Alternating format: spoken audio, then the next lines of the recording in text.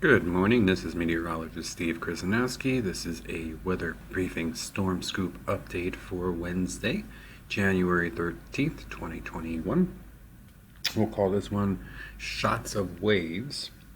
There's a few things coming, there's a few things going, so let's get a looking. Alright, some things around the country. A big storm wind event rolling east for the upper half of the United States today and tomorrow. Several high wind watches and warnings are in place. This is associated with that system that came through the Pacific Northwest. Some other cool areas of weather today. Decent portion of the southeast is under a freezing fog advisory this morning. It's not something you normally see. Freezing fog is when fog forms in temperatures that are below freezing. And the tiny water droplets in the air remain as liquid, and then it becomes super cooled, and the remaining liquid, even though they're below freezing, they kind of just get static and freeze upon the surface. So it's cool. It's kind of like dew. A large inversion, a lot high up in the atmosphere, is trapped sub-freezing saturated air below it. So the icing on the roadways, bridges are definitely possible. Those things to go first. So use caution if you're in those areas down south.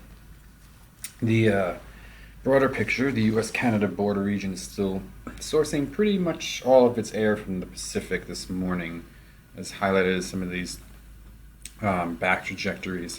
The problem with that is that even the North Country is going to be having more tropical, moist air, but not cold enough. So it's prohibiting anything from happening this week.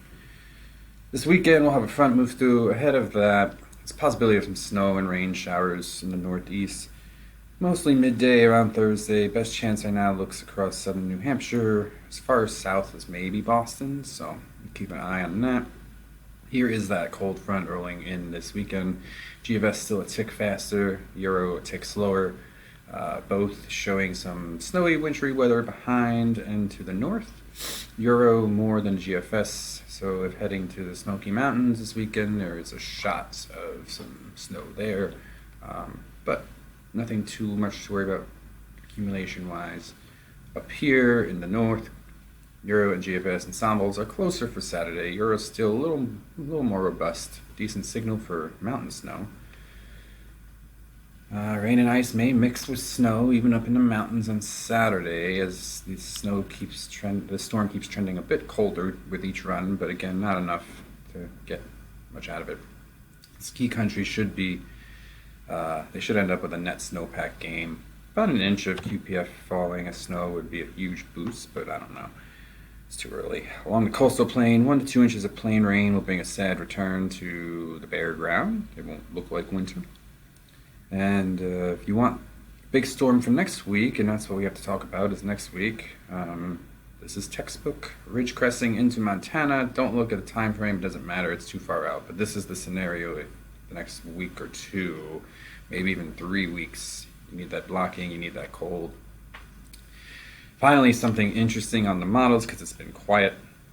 Late next week, Friday-ish, the cold air is beginning to push in. The storm comes out of the Gulf states and pushes, I'd say, south of southern New England.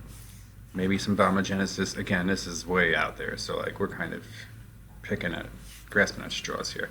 This is the GFS. The Euro and the Canadian are hinting at similar outputs. So here is the GFS precipitation totals for this weekend. Much more progressive than the other models. Heaviest rain misses just east and less of the coast, and the less cold air pulled in north means less snow. Again, here's that snow co-lining with it. And here's the upper level dynamics, which are favorable, but again, it's a week out.